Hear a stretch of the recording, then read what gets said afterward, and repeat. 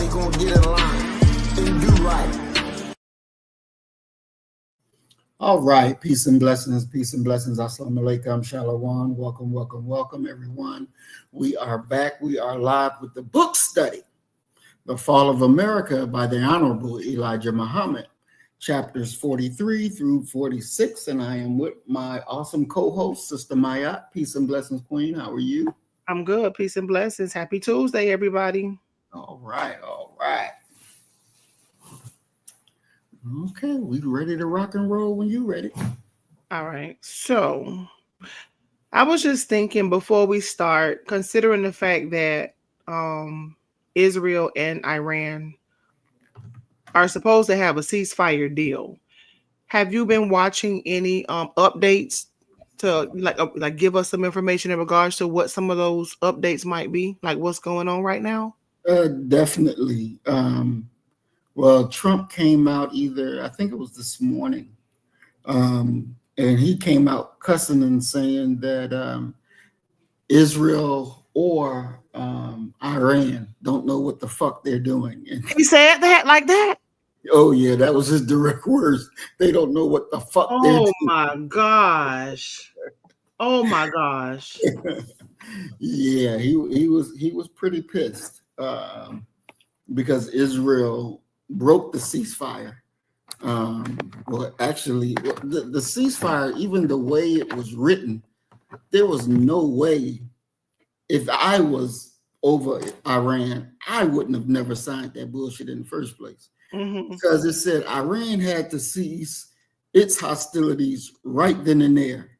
But Israel had 12 hours to cease their hostilities. What? So, yeah. And I'm like, that just don't even fucking make sense. That makes absolutely no sense. So 12 additional hours to fire missiles at Iran, but Iran was supposed to stop, drop on a dime, and stop there. That was in the treaty? Exactly, yes. And so evidently a missile got launched. Don't know whether it was by accident or not, but it didn't hit nothing. And Israel unloaded on Iran. And so Trump was pissed because he's like, the missile that was fired didn't hit nobody. It didn't even land nowhere. It evidently, obviously, was an accident. But you couldn't hold off your stuff. You just unloaded on them. I mean, it was bad. It really was. And, he was pissed. But there was no way that they should have even considered signing that kind of peace deal. To me, that just didn't make sense. I would have never signed no bullshit like that. And another thing that we've learning is with this big old bomb that America dropped on Iran on its nuclear facilities, evidently Iran had moved the stuff out of there because America called them and told them, we're going to drop the bomb at this hour at this and this installation. Damn. So America gave them enough time to move their shit before the bombs dropped. And when Israel was firing back at America for dropping the bombs, Israel called America and said, well, we're going to drop bombs on this base in Qatar at a such and such time, such and such date, giving America time to move all its equipment and all its soldiers out the way. So when those bombs drop, nobody would get killed and nobody would lose any equipment. Who's in Qatar? The United States soldiers? Yes. Yeah, because the U.S. has a base in Qatar. And Israel is going to bomb a United States military base? No, Iran. Oh, Iran is going to bomb a United States military base. Right, for America dropping those bombs on their nuclear facilities that was already cleared out. So in the background, what's really going on, America, Trump don't really want no war with Iran. Mm-hmm. Because if he really did, he would have never called them and told them, we're going to drop these bombs on your nuclear facilities at such and such time, giving Iran enough time to move their shit out of there. So when they drop the bombs, you just dropping the bomb on the mountain because ain't nothing in there. And so they did that. Then Iran throws its missiles onto Qatar for the American air base, but Iran picks up the phone and calls Trump and say, hey, at such and such time, we're going to drop these missiles on your air base in Qatar. So they working behind the scenes, telling each other what they going to really fucking do, because Trump don't want to fight with Iran on the real deal. He this bravado outside in front of the media and exposed that, yeah, Iran did us a favor because they called us and told us before they were going to bomb us. But he never said, well, we called them and told them too. But so when Trump released that information, then Iran released their information. Well, shit, well, they called us and told us when they was going to drop their bombs. So we moved our stuff out the way so it wouldn't get destroyed. So these two motherfuckers behind the scenes talking their shit out and on the front scene trying to play like big and bad, this. So damn Israel is angry because they expected Trump to do the deed without telling Iran anything. Just go ahead and drop the bombs. Yeah. It came out that Trump did tell them, so they was able to move it. It's like all this shit that we's going through is for nothing because they still got their weapons and we still getting our ass kicked. So Israel is in a real, screwed over place because the real deal is Trump don't really want to bomb Iran and he don't want to really save Israel. And it's like they're trying to put him in a box. And it's like you're going to do one thing or another.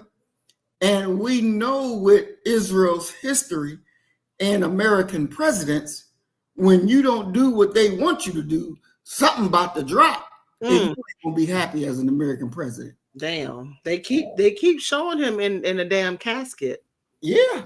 They keep making references to him being assassinated and in a damn casket. So you're saying that Israel right now is on the losing end? Oh yeah. Really? Because that's really? Yeah, they getting their ass whooped. They getting by Netanyahu going out publicly begging America, begging Europe to come to their aid. Because he's like, look, I'm doing all this fighting. I'm helping y'all. I'm doing this for y'all. It's now time for y'all to come in and put some of this work in. Now, Trump, when they tried to kill Trump, whoever it was, I don't believe it was Iran, but whoever it was that was trying to kill him, when they shot him in Pennsylvania, they pumped up the media and these fake Jews pumped up that Iran was behind it. So when he got elected, he told everybody, left a little memorandum, if I get killed, destroy Iran. So, as you said, we're seeing all these pop-ups with Trump in the casket, Trump in the casket. Israel is going to try to kill Trump and blame it on Iran. And then Lindsey Graham, that's over here in the Senate, him and his hawks going to talk to the vice president and make him strike Iran. Damn. And you don't think that Trump is aware that Israel may be behind his untimely demise? I think he is. I think he well is. But what he gonna do? What he gonna say? He ain't gonna come out and say it. He's just that dumb. He's just following along. Look, they killed JFK because JFK said, y'all motherfuckers can't have no nuclear weapons. Y'all can't have it. It's just off the block. And they're like, we don't got it. We don't got it. He's like, yes, you do got it. And we coming to get your shit because I said you can't have it. Next thing you know, he wound up dead. He told that to Israel? Yes. No. Yes. He told that to them. You can't have it. And this thing is funny because they kept this under the radar for so long until Trump release those goddamn files. Mm-hmm. When he released the JFK files, that's when you see that shit start to trickle out that Israel had something to do with the killing of JFK Damn. behind this nuclear weapons. Damn. Mm-hmm. Yep. Yep. Well, somebody got to put their foot down Exactly. because Israel is never going to stop. Mm-mm. Never. They're never going to stop. They're going to pick everybody off one by one. Mm-hmm. And it's so crazy because we're going to get to the reading. But the thing about Israel, I'm learning is that if you say anything contrary to, what they believe, you're automatically aggressive. Mm-hmm.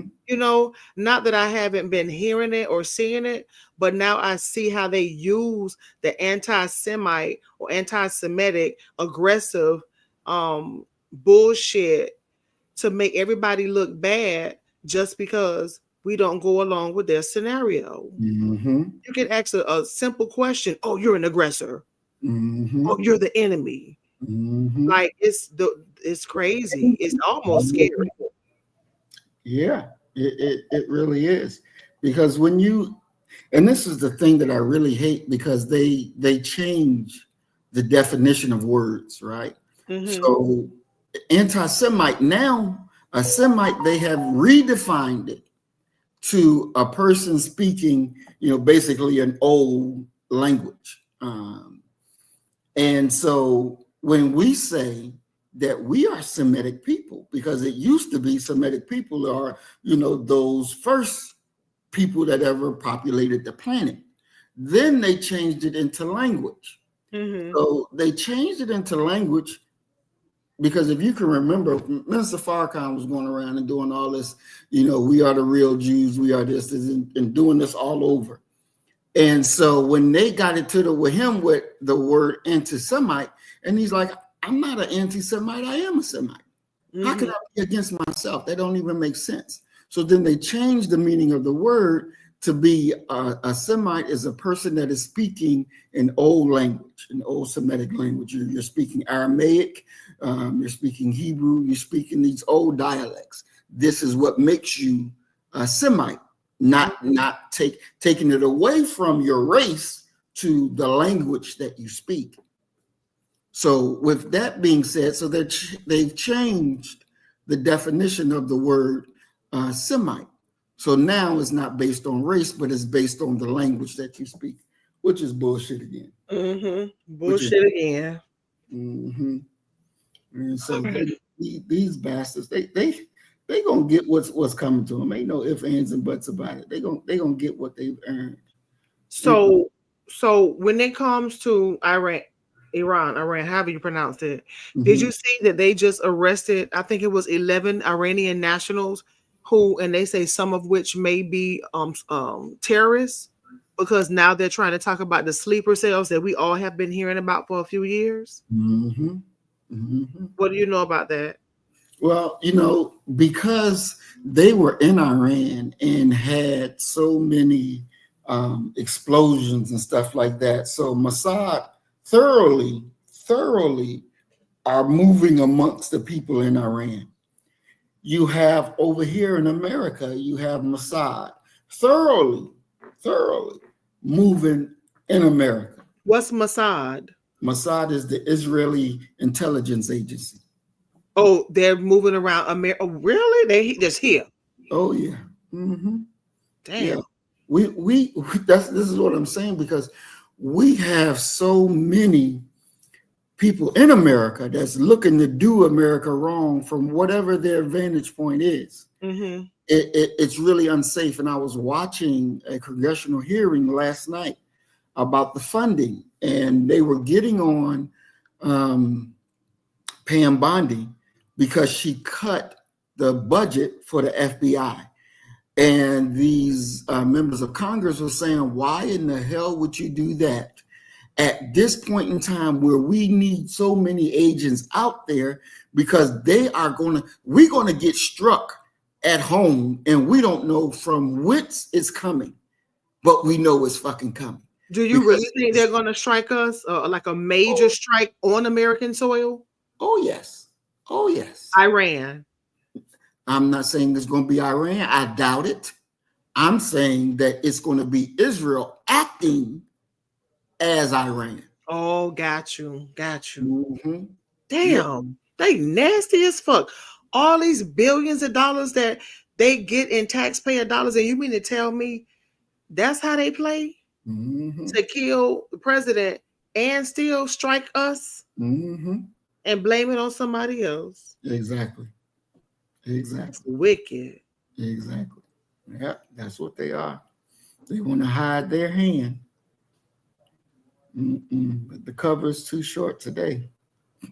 The And, cover. and Congress is not aware of this. They are aware something is going to happen. They are aware of that. They don't know exactly what is going to happen, but they know we about to get hit because you have two.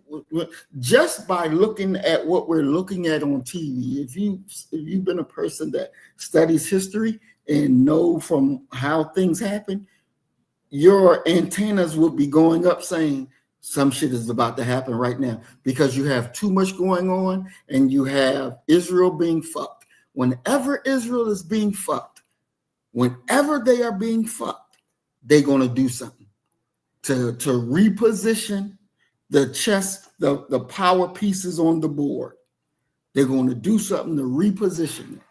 And this is what's going to happen. This is that reposition that's going on. We watched it with 9/11. We watched it, we're there. We watched it with the fall of Egypt. We watched it with the fall of Libya. We watched it with the fall of Syria. These states, these countries were on the list to be taken over that was looked for regime change that came from Israel. And so when they killed Gaddafi, because Obama, if we can remember, Obama was talking all that jab because they were pushing him to go to war with Gaddafi. And he was like, nope, I'm not doing that. It's not happening. Hold on one second. Hold on one second.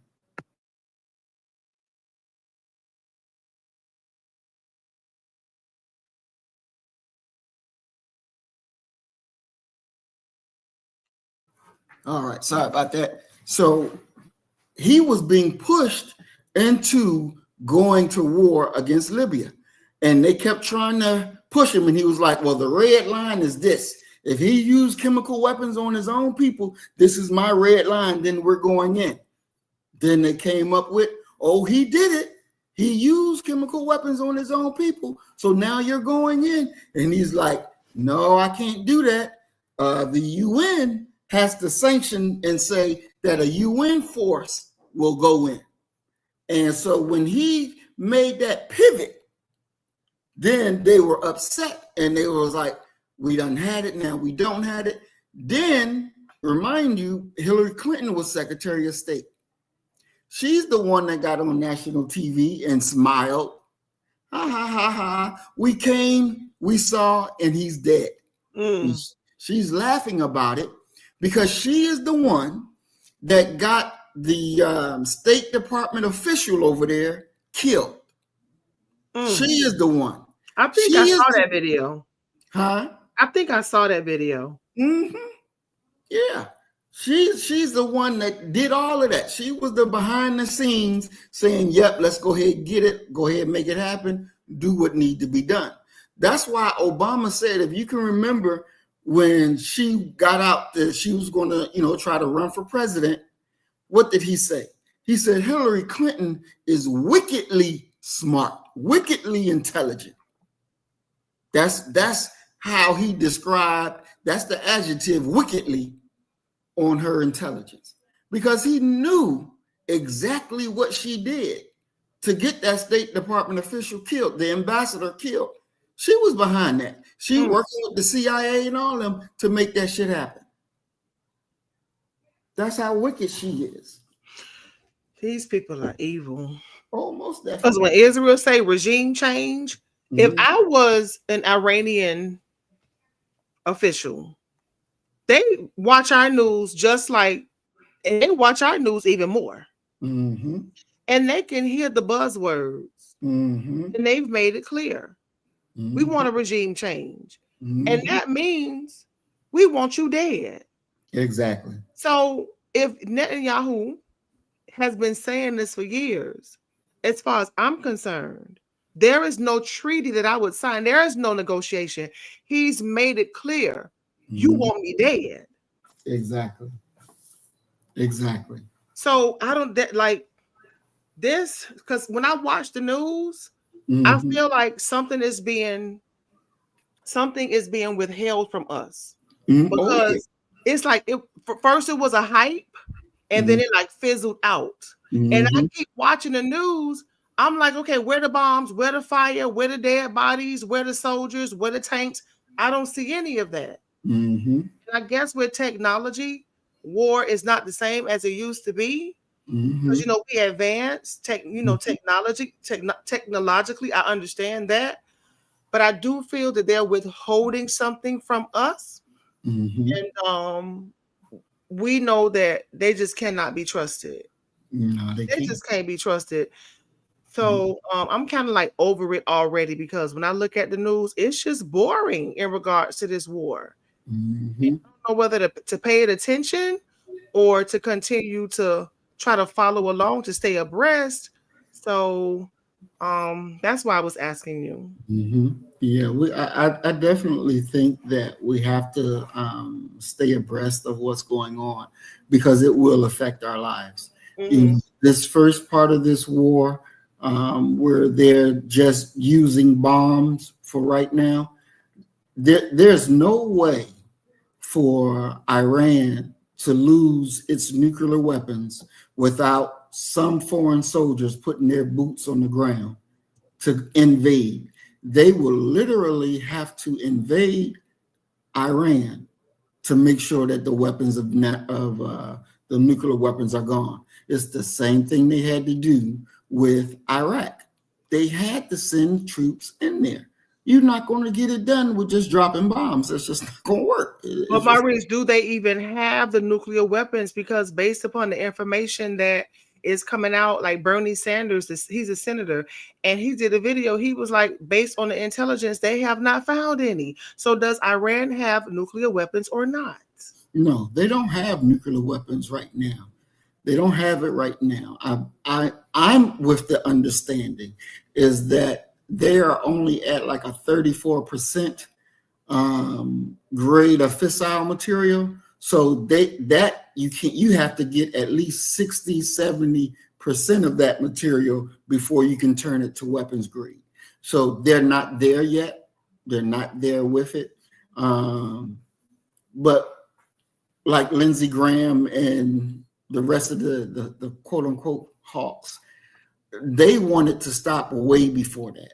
Now, if Trump would never have withdrawn America out of the nuclear agreement that it had with Iran, we wouldn't be having this conversation because Iran was abiding by the agreement and everything was going and everybody was working well.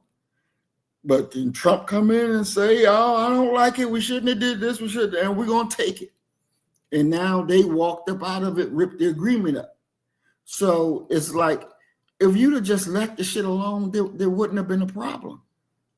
There would not have been a problem. Everybody would be going on nice about their day and wouldn't have been no bombs, no nothing. But because you done take all this fake Jew money, and now these people expecting you to be about your word and deliver, now you in this hot shit where you fucking stressed out now because nobody's listening to a fuck shit that you gotta say. Nobody's really doing what you expect them to do, and it's all over. They smile in your face but saying "fuck you, buddy" out behind your back. And so now he's upset where he should have just let the shit alone. Why is it that you can't be happy that Obama did a good thing and made a fucking good agreement that the world could say it's a good agreement? Why you just couldn't just leave it alone? Because it didn't have your name in it. You wasn't getting the shine from it because you're the best president that there ever would be and never be a one after you. Get the fuck out of here. That's their arrogance. And this is why we're in this situation. And he's listening to that damn satanic dog, Bibi Netanyahu, and we're in the position that we're in now. Well, not we're in, but the position that they are in. They're in this shit right now. And so the lawmakers on the federal level, yeah, they fucking scared. The fucking sheriff department out of LA, I forget which one, he fucking scared. He put a tweet out talking about something. Yeah, okay, we know the terrorist shit about to happen now. We done bombed Iran. Woody, woody, woo. We're going to lock y'all up. We're going to kill you. We're going to do this, do that. Look, it is what it is. Y'all don't have no fucking control over these people that y'all put in authority. And they bowing down to other motherfuckers. So, yeah, y'all about to get fucked up. That's the truth. America about to get fucked up. And black people better stay out of positions where fucking all white folks at. Stay away from that. Stay away. Because the shit coming. And look, it ain't got nothing to do with us.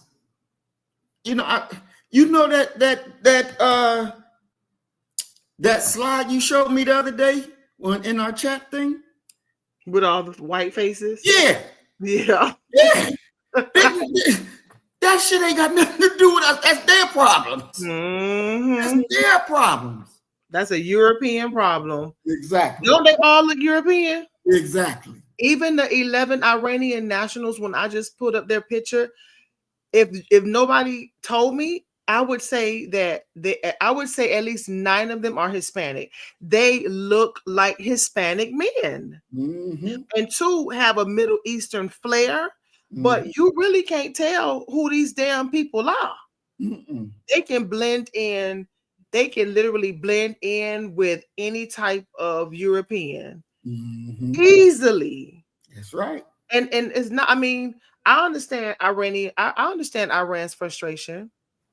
I understand this kill or be killed. Exactly. And fighting ain't fair when you really get down to it. Nope, it's all right. And Iran, I'm pretty sure they learned from Iraq because they're neighbors. Exactly. They share a common border. Exactly. And look what they did to who was the leader? Saddam, right? Mm-hmm. And if, like I said, if I was the leader of Iran, I'd be like, "You're not gonna do me like you did Saddam."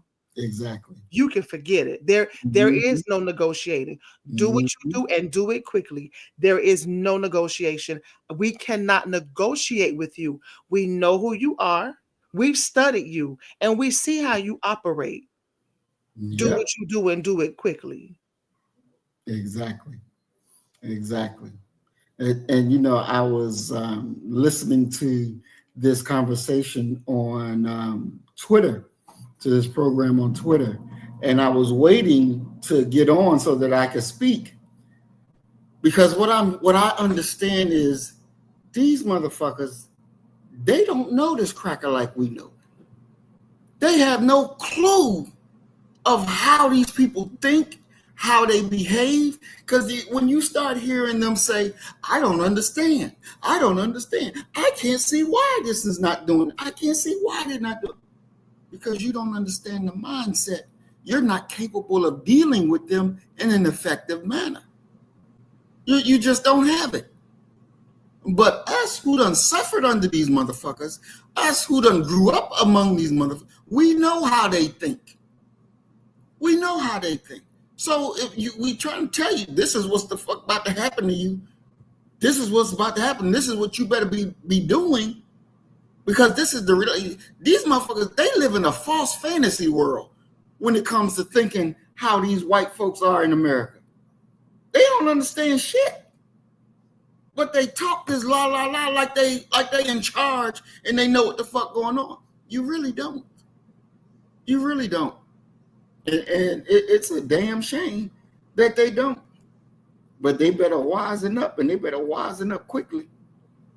Because that train, when that train leave that fucking tunnel, it's over and done. It's over and done. It is. And when you have not only Russia and China and now Korea, and Korea ain't got a problem with saying we're going to send Iran some nuclear weapons. They ain't got a problem with it. They don't have an issue because what they got is they know they got missiles that will reach America. So he already said, "You bomb me, and I'm gonna bomb your ass." You can trust and believe it, and you can see Korea was part of the quote unquote axis of evil, which was Iraq, Iran, and Korea. Mm-hmm. Iraq is gone. They working on Iran. They Yeah, fucking with Korea because Korea got a bomb to blow your ass away. yeah. They pecking. It's a Mm-hmm. pecking order, and it's literally one by one. And if Mm-hmm. these government officials do not see this shit for what it is, then I don't know what to say. Because Mm-hmm. history has recorded Israel's deeds. Exactly. We've seen um we've seen, what's his name again? Saddam. Mm-hmm. What's the one over Libya?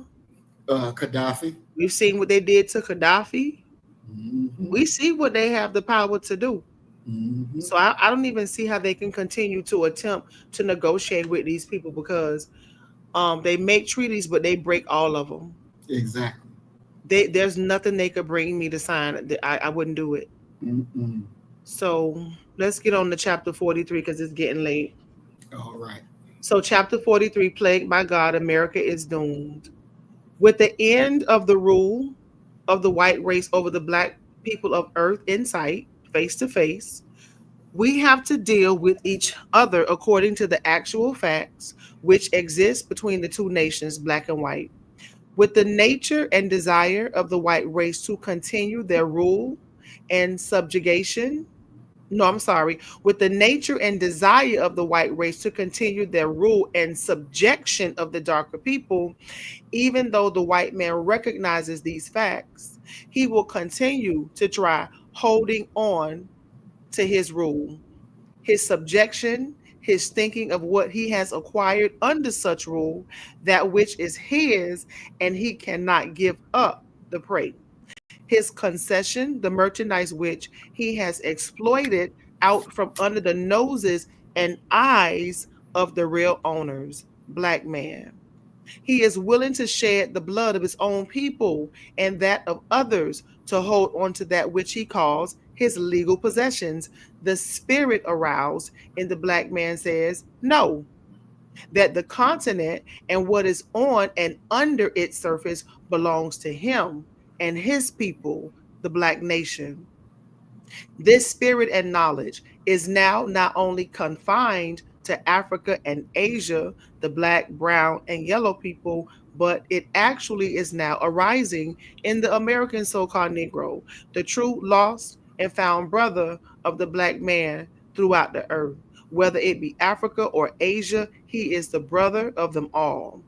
It is the desire of the white race to continue to hold power and authority over Black Africa, whether it is in Rhodesia or elsewhere.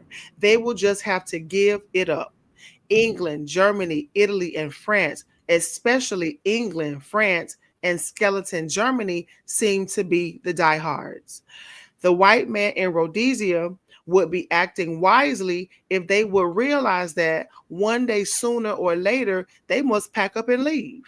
Wherefore, I quote the Bible prophecy concerning the separation of nations again today, as it was before.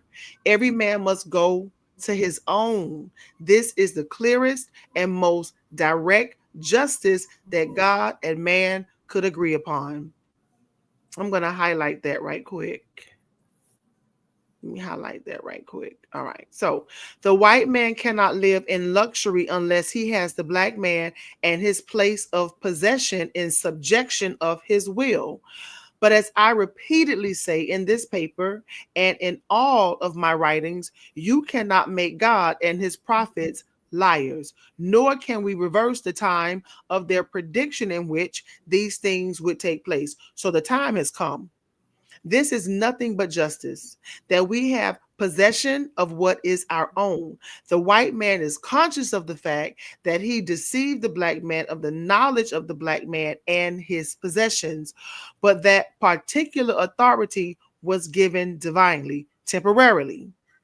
But the same divinity is now being taken from the white race. The white race is facing doom because she would not act according to justice and righteousness, which was not by nature put in her. But this is known, and her race is frightened concerning her future, as we see here in America. The white man recognizes his coming doom, and many of them would rather die here than to do elsewhere outside of America to try to defend what they call their own independent sovereignty. Some have poured gasoline. Oh my God. Oh shit. Oh shit. He said, Elijah Muhammad said, some have poured gasoline over themselves and committed suicide by setting themselves afire. So they was doing that back then when he was alive too, Mm-hmm. and they still doing it today Yep. on live camera. Exactly. You mean to tell me these white, wait a minute. Do you know how deranged you have to be and mentally challenged you have to be to Mm-hmm. take gasoline and pour it over yourself Mm-hmm. and set yourself on fire? Mm-hmm. And we saw that happen last year. Mm-hmm. Yep. And they were doing it in Elijah Muhammad's time. Mm-hmm. Yep. Where did they get that shit at? Where did they get that? So, so do This, you, this huh? one man was at the Pentagon and was going to light himself and his baby on fire. What? Yeah, but He they was got with his baby. and his baby, but they got down to him just in enough time to save the baby. But he lit his ass up and put that match and lit them lit himself on fire because they pleaded, "Well, at least give us the baby. At least give us the baby." Oh yeah. He was Mhm. a soldier. No, he was a regular dude. So, do you think that this is their curse because of all the gasoline they poured on our brothers and sisters when they were lynching them? I believe so. I believe so. You know, I went horse riding. What was it? A week or two ago Hmm. when I went horse riding. Oh, that thing was 3 hours and it was long. That was my first time riding a horse. Let me tell you something. It was easy, but it was uncomfortable Mm. because the way you have to position yourself on a horse, and by it being a 3 hour ride, I was like just ready to get it over with. But I saw a white man tie a rope, and because I don't know how to tie a rope, Hmm. but I saw that white man jump off that horse and tie a rope so fast, and I was like, because I wonder, how do these people know how to tie these damn nooses? Mm. How did they know how to tie a noose to get it ready to lynch one of our brothers and sisters? And I Mm. realized by horse riding is that they use ropes in their everyday profession on the farm. So Mm. tying a noose to get it ready to kill one of us, think because they thought we were just animals anyway, was not a big deal. Right. And that was very revelatory to me to actually see him do that and like right before my eyes. Mm. Mm. But Mm. damn, so this is the very new and open act of a people who want every other people, black, brown, yellow, and red, on earth to fight their wars, to save their independence quickly. Something I learned about Israel, and the United States does it too. If you come to Israel and you become a soldier, they give you instant citizenship, but they put your ass right there on the front line. So they Mm. really don't care about immigrants. They just care about, increasing their soldiers Mm. because they know they're in an ever constant state of battle. And the Exactly. United States does that too. When I was in Jamaica, um, my host, her son, he dreams of coming to America. Like a lot of people in Jamaica really dream of someday coming to America. And he said, he said he wants to basically get married. He wants to do a business arrangement through marriage. He said, but the thing about it is girls, typically fall in love. He said, but he can come to America and join the military and get citizenship, but he knows that, you know, it's shit going down right now. So he's like, he does not want to take that path. So they're very cunning when it comes to pathways to citizenship.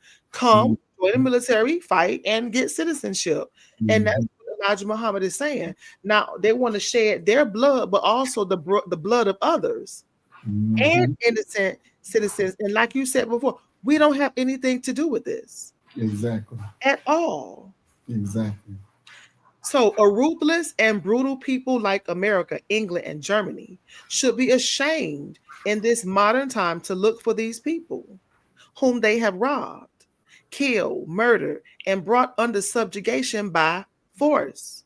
To think that today they should be so soundly asleep that they ignore the time and the authority that they can unite, as the European has been doing against Black Africa and Brown and Yellow Asia.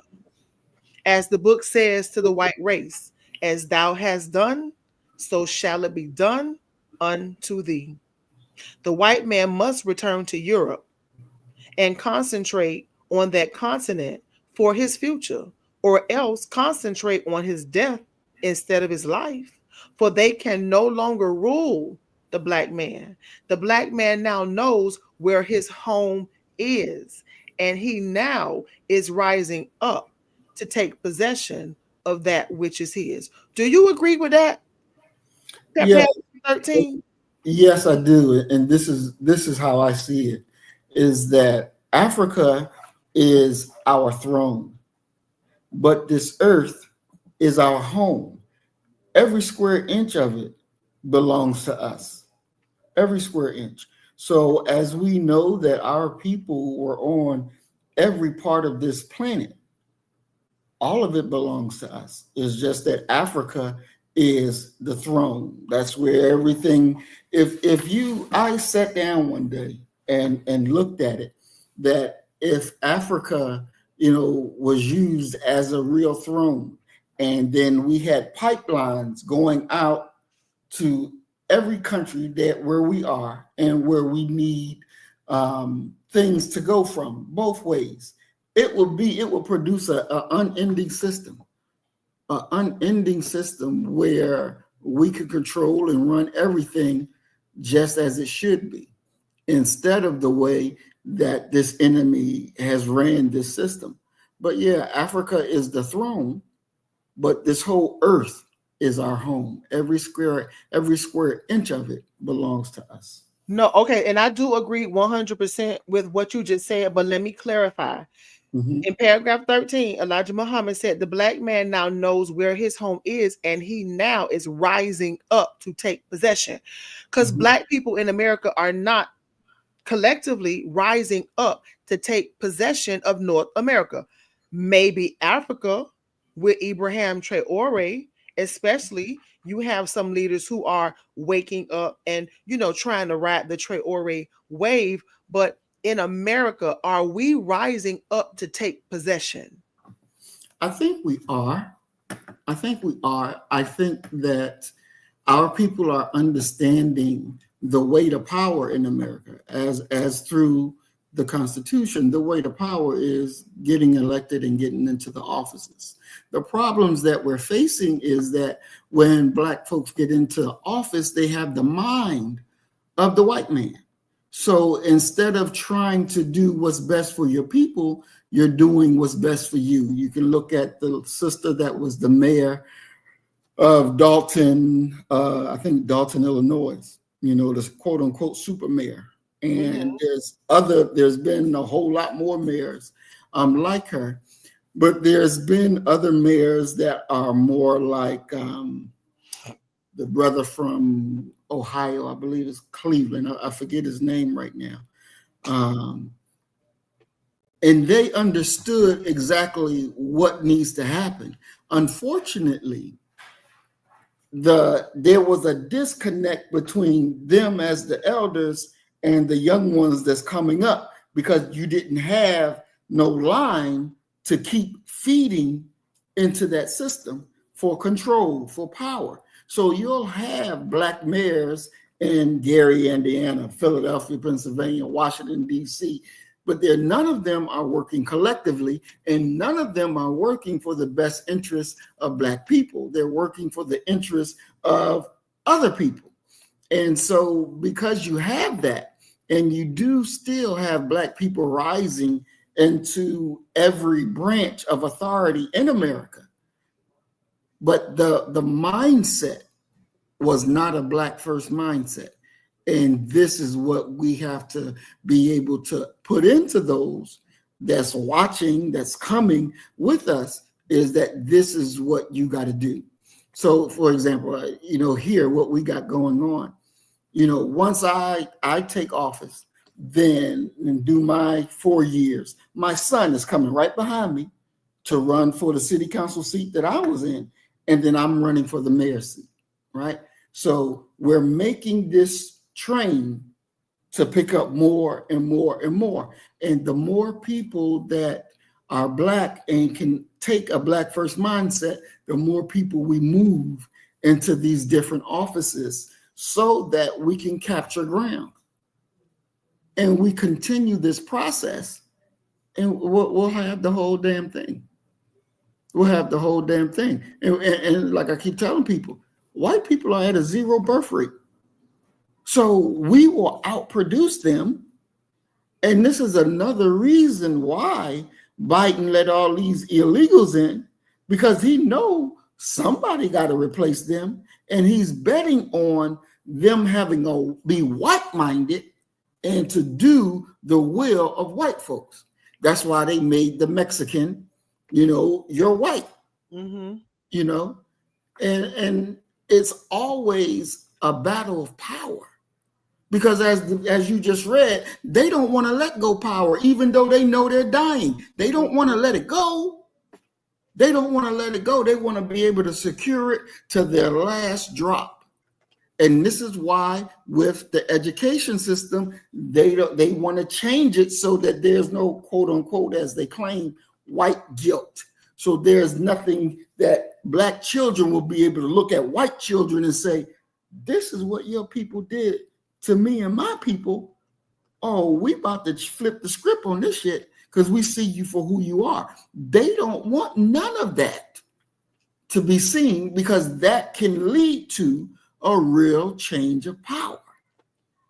So all of this that they're doing is trying to hold on to power, hold on to the mindsets, the control of Black minds. If they can do that, control the minds of those that come into America that want to be white, control that mind, their system continues, their rule continues. And so that's why this war that we see that's going on here on the home front is happening. Well, so based upon what you said, the answer is no. They may be rising up, but they're not taking possession, because we are still at the bottom of the financial totem pole across the contiguous United States. I see Hispanic people rising up and taking possession of communities and positions. I see them really taking a lot of possession in local communities. They're buying houses, they're opening up businesses, So we may be rising up in little local governments, but we damn sure ain't taking no possession, because our people are still struggling in these communities. It seems like when Black people get a position, they just don't do right. They do not do right. And I'm not saying all Black people, but a large majority of Black people, especially in my community and other local communities that I look at in close proximity to me, they just don't do right. They have karaoke night. They have little small music festivals. They go to restaurants and dance and drink and sing and party. They do little frivolous things that, and they, to make it seem like, look at what I'm doing for the community. That's bullshit. We need to see home ownership. We really need to see plazas where people can afford to pay commercial rent, so that we can, increase business in the Black community. Give them something that they can afford. So I think, yeah, we may be rising up to get little positions, but in terms of taking possession, I do not see that in my community. I see a bunch of Hispanics, and within the next 20, maybe 25 years, this is going to be predominantly Hispanic. It was 73% like 5 years ago, and now Mhm. we're at like 85, 87%. Mm. And see, I think that like where you are is something totally different because that same type of situation doesn't happen up here where I am. It wasn't going on in any of the places that I lived at, any of the states that I lived at in those areas. None, that was not happening. You had a more surge of blackness, but with that white mindset. And so in each demographic or each place, the fight may be a little different. The scale may be a little different depending upon who you have in your midst. Mm-hmm. And, that makes a difference. So we have to make sure that we're staying vigilant and trying to feed that pipeline. Now, just knowing the little bit that I know about, where you are at, it seems to me that it is definitely a uphill fight because I'm in. I haven't been there, of course, to put my feet on the ground to get a bird's eye view, but just from what I believe I understand, um, you have an organization there that really should be able to turn out a machine properly, you know, people to do these things, and I'm not sure why it's not really happening. But it should be at least understanding the history of how everything started. So I don't like to say, well, this area may be a lost cause because everything is available, but knowing that certain areas is there not even going to be people living there, it's going to be underwater. um, you have to be able to just take it and try to do the best that you can and trying to see how we're going to move forward because we definitely have to control land. We have to control municipalities. But we also have to be able to make sure that that municipality um, will still be above water and not underwater. And when we go back and remember the map that we talked about, that we shown, most of the East Coast, is going to be underwater. So all of those demographics are going to change, and the push for the inside, people are going to be moved to the insides of America. We don't know the time frame that this stuff is supposed to happen, but everybody is at least in some form of another in planning stages. Even the government are in planning stages and letting people know that, hey, these areas right here ain't going to be above ground. So we're letting you know now that you need to be making provisions to move inwardly. And, I think when that happens, a lot of things are going to change as things are changing each and every day right beneath our feet currently. Okay. Chapter 44, America's Doom Feared. Allah, in the person of Master Fard Muhammad, to whom praises are due forever, for finding and offering to set us in heaven at once, on our submission to him entirely. We fear the doom of America that is now cutting her to pieces. The prophecy teaches us that her doom will come in one day. Death and mourning came in one day. One day means 1 year. Even after that, she will utterly be burned with fire. Divine prophecy is that America will suffer isolation from the nations of the earth. The revelations of John of the Bible prophecy, I'm sorry, the revelations of John of the Bible prophesy of America's doom. America is spoken of under the savage name of a beast and dragon who will oppose the messenger of God and all those who seek to follow him. So basically, what Elijah Muhammad is saying, when the time comes, it's going to take a year to destroy. Roughly, it's going to be 1 year of divine, what's the word? Destruction. Well, um, that it will be all done within 1 year, I don't see why it couldn't be. Mm-hmm. I don't see why it couldn't be. Even because when we understand and look at, um, if we look at the budget, right, and we know America is spending more than it's bringing in, at some point there's going to be a break. And the poles that it's standing on, this pole uphold that pole. And it just take one pole to fall down, then all the pieces is falling. All the pieces is falling. So it doesn't take for much. It doesn't take for much at all. It's just like dominoes. You push that one and the rest pop, pop, pop, pop, pop, pop, pop, pop, pop. So this fire, okay, he said 1 day means 1 year, right? Even after that, she will utterly be burned with fire. Divine prophecy is that America will suffer isolation from the nations of the earth. So do you think that this fire will be from nuclear weapons? And what do you think he means when he says suffer isolation? That the other countries on the planet will reject America. Mm-hmm. They will turn from her. They It is told that France is going to trick America into war. So other countries will turn its back on America.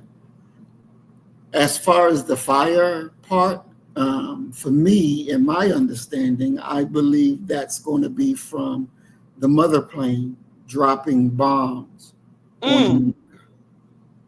And America is supposed to burn for 1,000 years, I believe, for 1,000 years. But that's So the mother plane dropping bombs on America.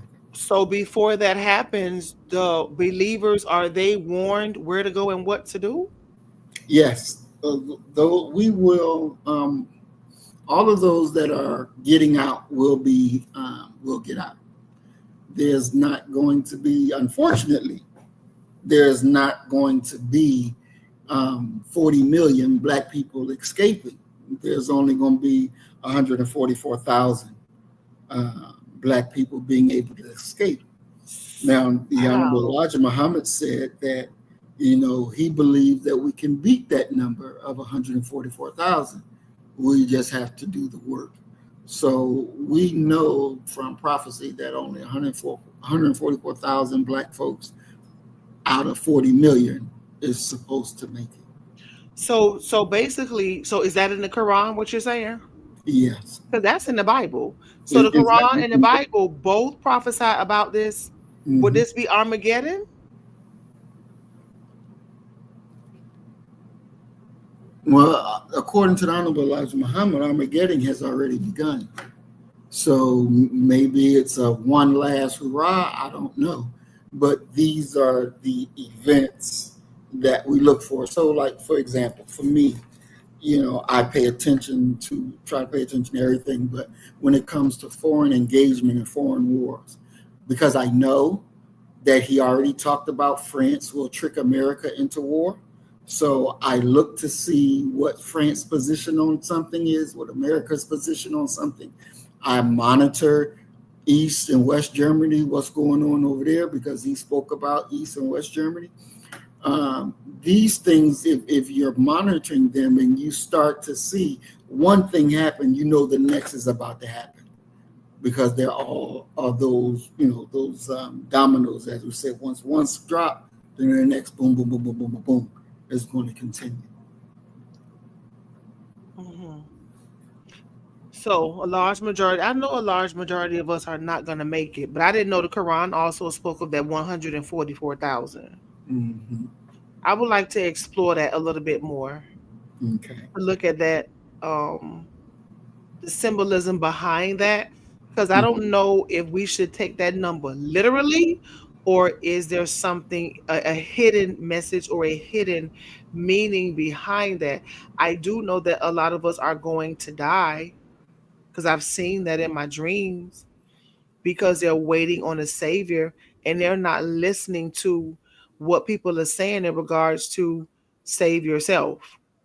Mm-hmm. Save yourself. Stop believing in this false God, this false deity, this false sense of hope. So a lot of us are simply just not going to make it because they don't want to heed the call. But 144,000, that's interesting. I would like to explore if there's any hidden meaning behind that. So we on where are we? We are da, da, da, da, da. Did I read paragraph 4? Yes, we're on 5. So, the beast and dragon are the names used to represent America because of the nature and the characteristics of this people, evil and haters of his black once slave. The beast or dragon trails the woman seeking to destroy the messenger and his followers, the new converts. The messenger of Allah is referred to as the woman with her newborn baby, with the vicious beast like enemy trailing her, the messenger of God, everywhere that he goes. The beast does this to prevent the messenger and his followers from making progress and making friends with his own black people who will help the messenger to convert and unite his black people, not only in the United States of America, but the whole world of the black nation, to unite and fly out of our enemies who seek to destroy and kill you and me night and day does not just mean leaving America, but it means also to leave the ideology and all that America represents. And the nations, Europe and Asia, stood afar away off for fear of her burning USA and for fear of her divine plagues. To you, my black people, the end is now. Who said that you were going any place? Heaven and hell are both a condition of life. They are not places. The devils make hell for you, and God, in the person of Master Farad Muhammad, to whom praises I do forever, makes heaven for you and me. That's what you said you was looking for last week, remember? Mm-hmm. He said Yep. he said heaven and hell are both a condition of life, not places. But your enemy, the devil, makes a hell for you. And God, in the person of Master Farad Muhammad, to whom praises I do forever, makes a heaven for you. So as I was driving, coming back from my little short vacation today, I was thinking about, I was playing some old music. Wait a minute, Mr. Postman, Mm. RESPECT. Like I was playing some of that old music that my parents would have been listening to. And I thought about how could black people be dancing and singing? And that was during the Jim Crow era. Mm. You could literally be fired from your job, evicted from your house, put in jail if you spit on the ground. If you did not have a job, you could be put on the chain gang. Like, how could we be having? And that's the same thing that we're seeing today. I saw a post on I don't know what social media platform, and somebody made a post and they said America is going to war and black people here two stepping with the little fan, doing a little fan dance. Where them fans at? Where them fans? That little dance right there. Mm-hmm. You had hundreds of people with the little fan two stepping in boots, but America is in a very serious situation right now. Right. And we're partying and we're dancing and we're singing and we're rapping. And a lot of our people simply are just not paying attention. And I was just thinking about that. You had lynching going on, Mm-hmm. public lynching, you know, Mm. and people were just making music, having fun. I don't understand. That blows my mind. But I'm living in that. I'm Right. actually living in that. Mm-hmm. People were just lost. Mm-hmm. They rather dance and have fun rather than be free. You know, it's I forget the movie that I was watching, but it was the movie in the movie theaters where um, and it turned into vampires. I forget the name of it, but it was a recent movie that came out. And Brandon Jackson or whatever, Michael B. Jordan plays in this movie where he plays a twin. Um, Oh, damn, I forgot the name. I know what mhm. you're talking about. Okay. So now I had this very same question that you were talking about. And that movie is where I got the answer from. Sinners. Exactly, Sinners. And so he was talking about, the a hard time that he was having, and I believe something was going on with his wife or whatever, and they got killed or something. And as he was talking about it, he just stopped and started singing. And the singing, of course, changed the whole environment and put him in a different space. And so I learned that it was through our singing that honestly took us out of that space and able to put us into another space just so that we can continue on living. So it was that singing, and it is the song, and it is the dance that takes us out of the turmoil that we're in and replaces us in another place where there is no turmoil, even though it's not a permanent, but it's enough to give you that break so that when you get back in the turmoil, you can continue to breathe. You So can basically, that continue. sounds like a distraction to me Exactly. because we should have been getting information. Exactly. We Exactly. should have been getting in damn formation. So quickly, the anti ANTI, the anti Juneteenth lecture that I went to, the Mm-hmm. professor was talking about his one of his great grandmothers who was a slave. Interestingly enough, she was married to another slave, and his grandfather was a breeder. Mm-hmm. So when the call came for his grandfather to go and breed, it was really nothing that his grandmother could do because that was his job on the plantation to go have sex with slaves and breed. But he said that the mistress would leave pennies around the house for his grandmother to determine whether or not how well she cleaned the house. And Mm-hmm. so there were many times that his grandmother would miss the penny because she would move the penny from here, there to here. And, sometimes she would miss that penny. And every time she missed cleaning up that penny, she would get beat unmercifully. And Mm. so he said that his grandmother got back at the mistress by spitting in her food. And the professor looked at everybody. He was like, yeah, that's how you get them back. And and I had to keep my composure because it was a majority of white people there. And plus my mother was there, and I just I don't want to I didn't want to I just didn't want to go there because when I go, I'm going. Right. And so I thought to myself, that's some dumbass shit to think that just spitting in somebody's food or somebody's beverage is enough. Because I'm Mm-hmm. thinking to myself, why not just get a knife and slice that whole throat when she sleep? Mm-hmm. Why not let's all get together and kill them? I mean, he was smiling like, yeah, my grandmama spitting her food. Like, that's how you do it. And I'm Mm-hmm. looking at this Negro like he got to be two fucking kinds of crazy.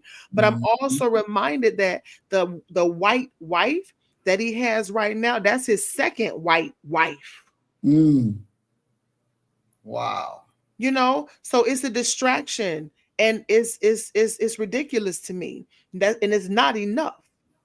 We have to address it and hit it head on because these white folks was never going to stop abusing us. Mm-hmm. They still doing it now, Exactly. getting away with murder. Exactly. Spitting in somebody's food is not enough. I Mm. really wanted to say I really wanted to say to that black man in the presence of all those black people, all those white people, you're an embarrassment to our race, sir. Mm. And white people, I want you to know right here and right now, my motto for you is not to spit in your food, but never again. Mm-hmm. Never again. Because a lot of you motherfuckers would have been slave owners. Exactly. A lot of you motherfuckers had parents that was.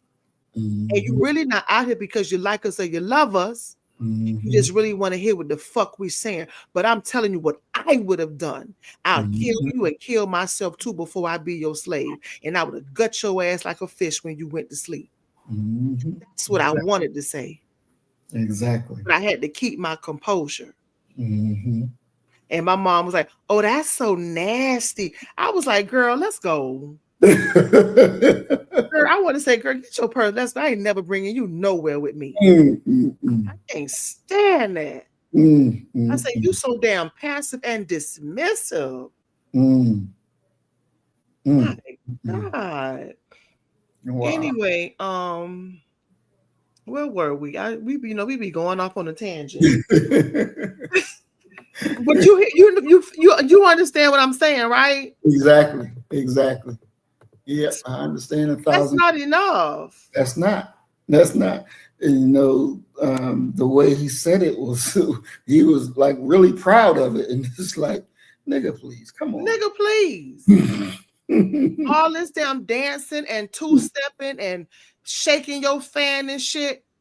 We are at war with America is at war, and we are at war with America. They at war with us. As a matter of fact, to say it properly, they are at war with us.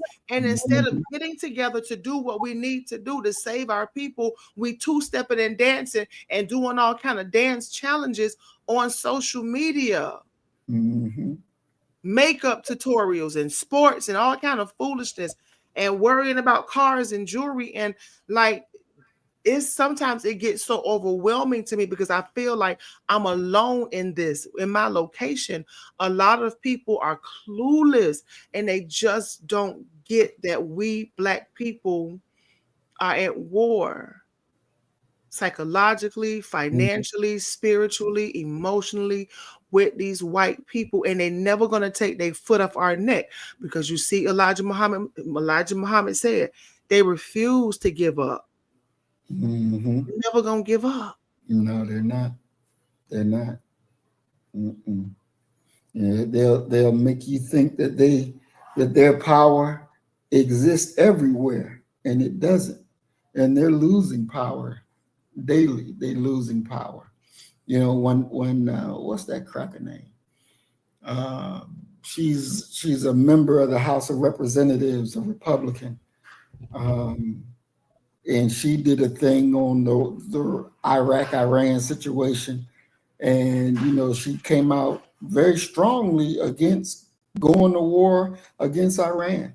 So you even see the divisions start to show in the quote unquote MAGA movement. And wherever you have those divisions starting to show, you're looking at the weakening, not just of an organization, but you're looking at the weakening of a nation. And this is what we're seeing right before our face, the weakening of a nation. Okay. Chapter 44, America's Doom Feared. Seems like we should be further along than 44. Where did we start? What chapter did we start? We started 43? 43. And we just on chapter 44 now? Yeah.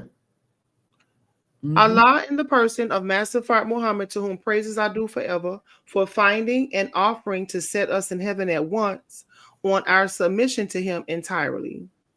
We fear the doom of America. That is, we read this already. No. No, I am on, we're on 45. We're on 45. We're on chapter 45. We're on 45? Mm-hmm.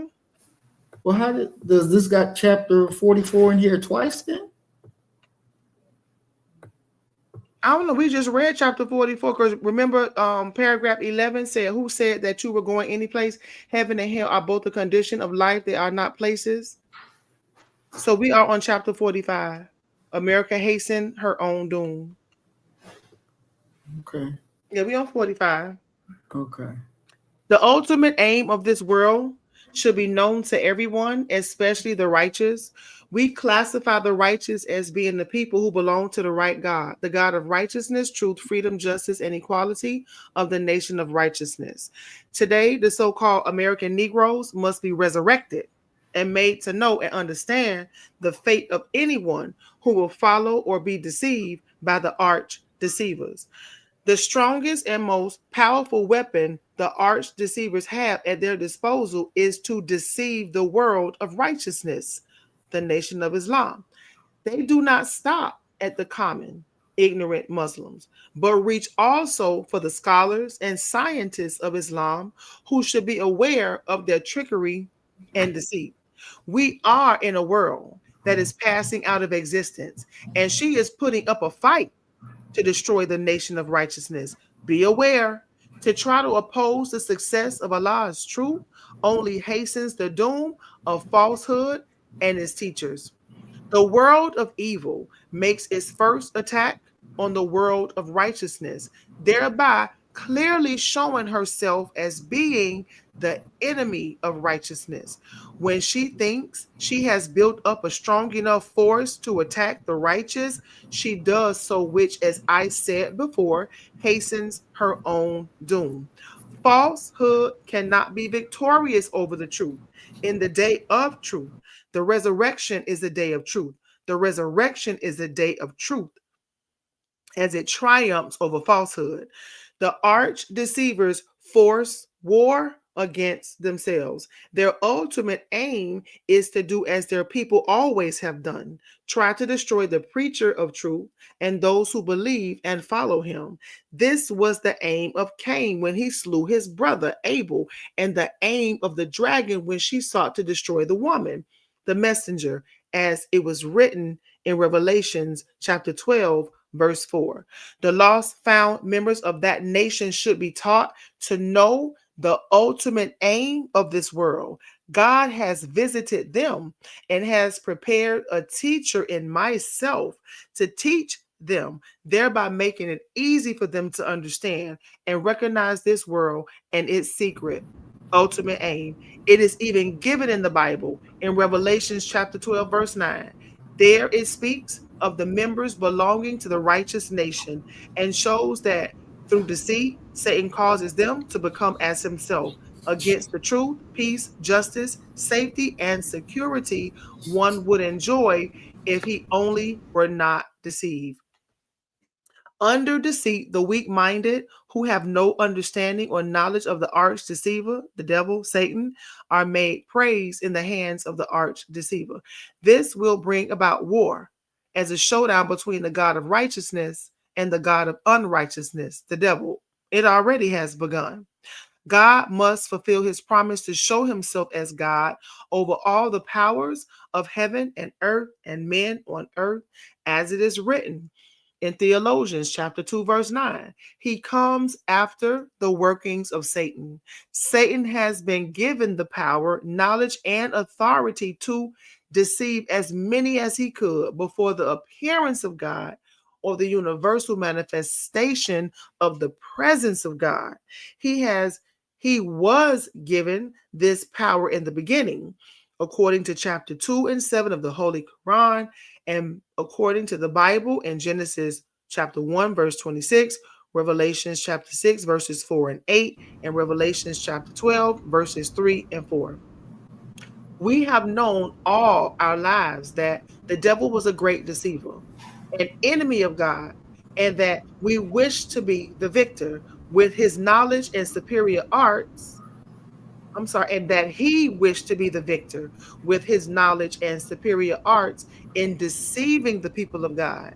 He desires to cast them down, disgrace them, and make them accept his deceit before the very face of God in the general resurrection of the dead. The so called American Negroes, as I have repeatedly taught in my articles, sermons, and lectures to my people, are the spiritually dead. They have been touched and paralyzed to death by the arch deceiver through his missionary teachings, his literature, his personal conversation, and by accepting his advice. God has given to me a very strong and invincible truth that will defend, protect, and prevent you from falling victim to the arch deceiver. Read this and treasure them. They are your life. Ignore them, and it is your death. That's chapter mm, 45. What you got? mm, mm. That's very, very direct. Um, and there's no way that our people would not be able to understand exactly what he's saying. I mean, come on. We look at the way that the world is and look at what he's saying, especially in part, I have repeatedly taught in my articles, sermons, and lectures to my people are spiritually dead. Spiritually dead. They have been touched and paralyzed to death by the arch deceiver through his missionary teachings, his literature, his personal conversation, and by accepting his advice. I mean, that paragraph right there is so full. It touched through his missionary teachings, that's his Christianity, through his literature, through his books, talking or getting all up in you, y'all having y'all personal conversations, thinking that that's your friend and telling, yeah, I would do this if I was you. I would do. No, no, mm-mm. No, we got to cut that devil loose. We got to cut that devil loose. I asked AI if black people would have followed the Honorable Elijah Muhammad in mass, would our condition that we're in now in mass be the same, or would it be worse? Would it be better? How would it? And AI told me it would be like we're in heaven. And it broke down reasonings and everything. And it even compared our current status that going the way of the Honorable Elijah Muhammad would lead us to a literal being a heavenly state. And Interesting. so if AI knows that what the Honorable Elijah Muhammad, what he was teaching, and where it would have taken us if we would have all jumped on that road and go, versus all jumping on this Christianity road and go, this civil rights road, when you put that civil rights road, that's that Christianity road, and go, you see where it has landed. And, the evidence, we can't deny it. It is what it is. We are in this situation that we're in because we followed that Christianity civil rights road when we should have followed the road of separation and do for self and build your own businesses, build your own airports, build your own and rule your own. So this death-like state that we are in as a people, it is because we took the wrong road. We took the wrong road. And now we must take the right road. We take the right road or we will die. Ain't no ifs, ands, and buts about it. That is the reality. So for me, he says, God has given to me a very strong and invincible truth that will defend, protect, and prevent you from falling victim.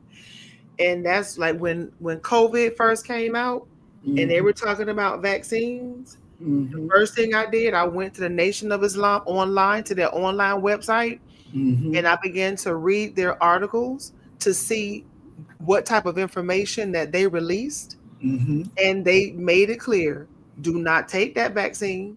Mm-hmm. And they gave various reasons why. And from that research, I was introduced to Robert Kennedy Jr. I bought Mm-hmm. his book, and after it's the real Anthony Fauci is the name of the book, written by Robert Kennedy. Basically, this book needs to be on every shelf. The real Anthony Fauci. Um, Robert Kennedy has a very, very what word I want to use? He has a research team like never before. Mm-hmm.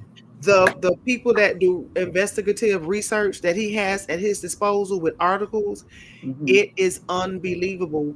And he has a lot of information inside of his book, The Real Anthony Fauci.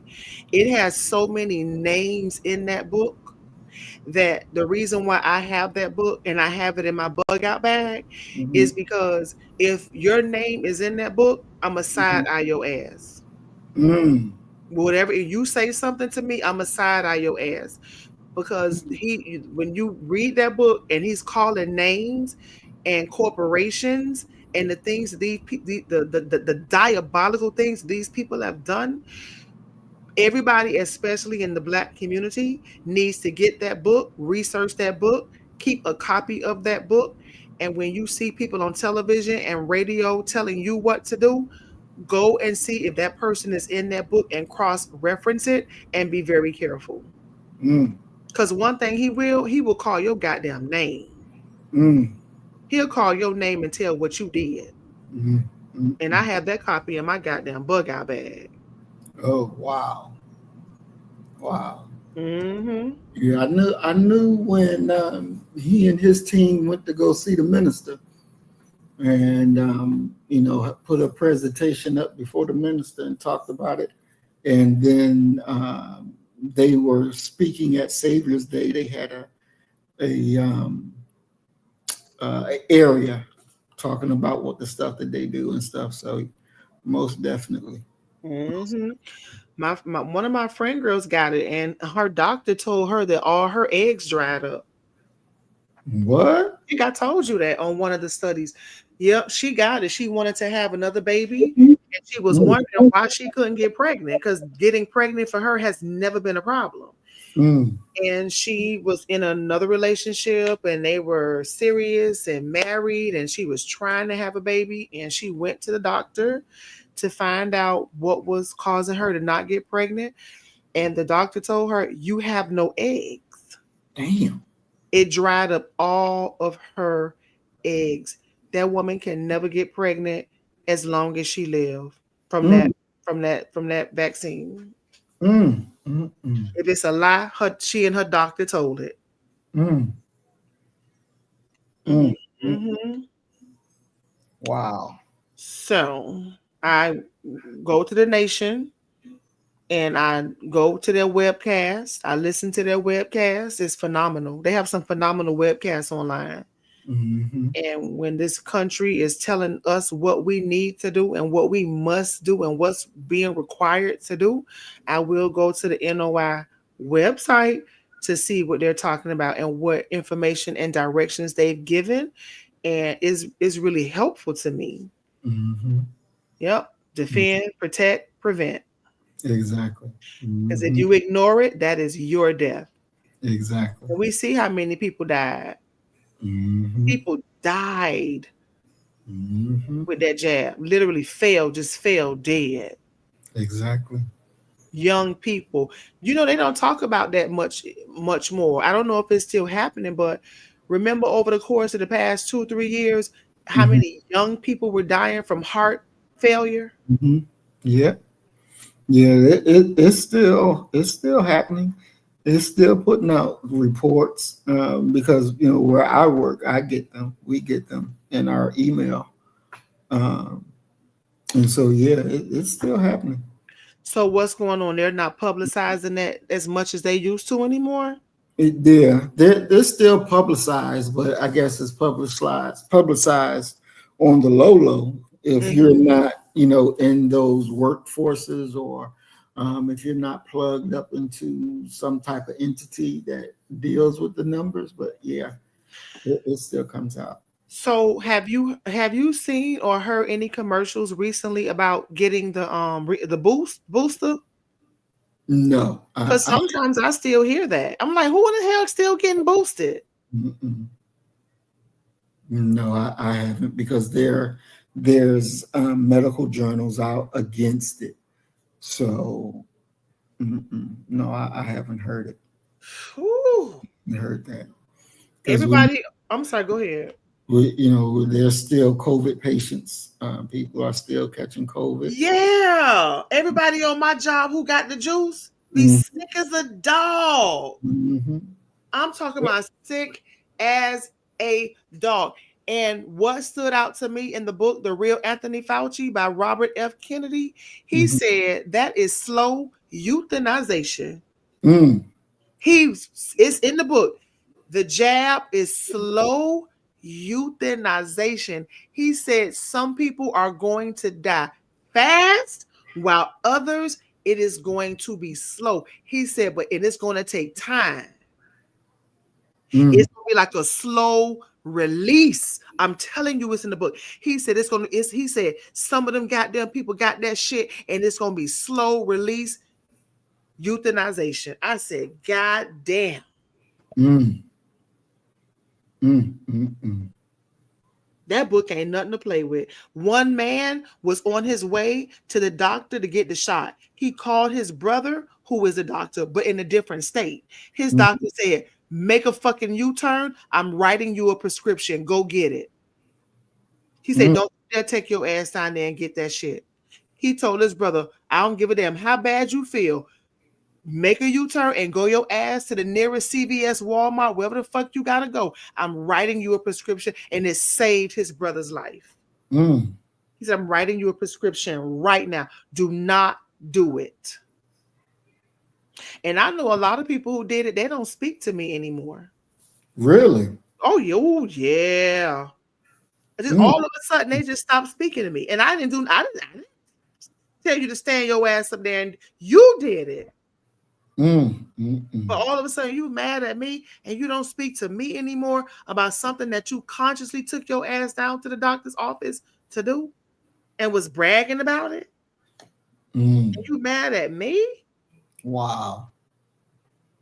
Mm. Mm. Mm. And sometimes, Maurice, I'm gonna be honest with you. When people treat me a certain way, I don't Mm-hmm. let that bother me. Because sometimes I feel like they're under the influence of that jab. Mm. I do.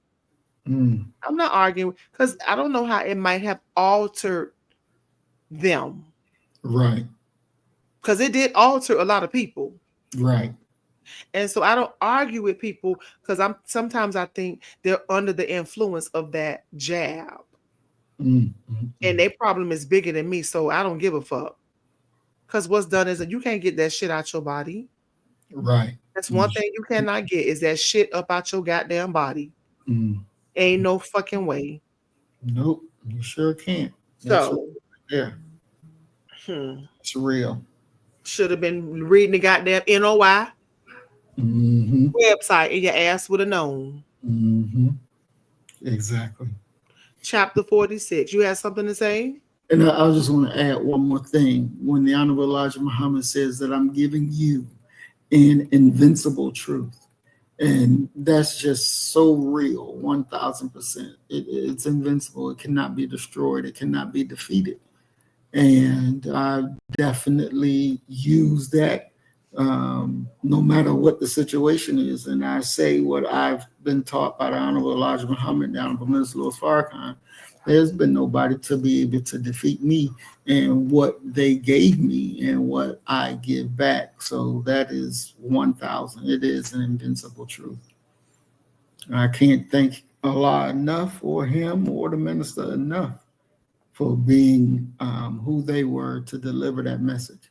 Because um, after the messenger left and his son took over, if Minister Farrakhan didn't come back to himself, shit, who knows where I would be? Who knows where I'd be, what I would be doing? Because it was this message that really changed my life. So I'm forever thankful. All right. Yep. Chapter 46. The great days and terrible days of God. We must not forget how we are warned by prophecies for 100 years and for 1,000 years that an end must come to this world. The rulers of this world must be removed, and the crown must be taken off and placed upon another head, and they will rule in justice and righteousness. The people of this world have now become so wicked and so fearful of the consequences of their own rule until the almost thoughtless vision is gone, and fearlessness has taken hold of the people. Their Fearfulness. head, huh?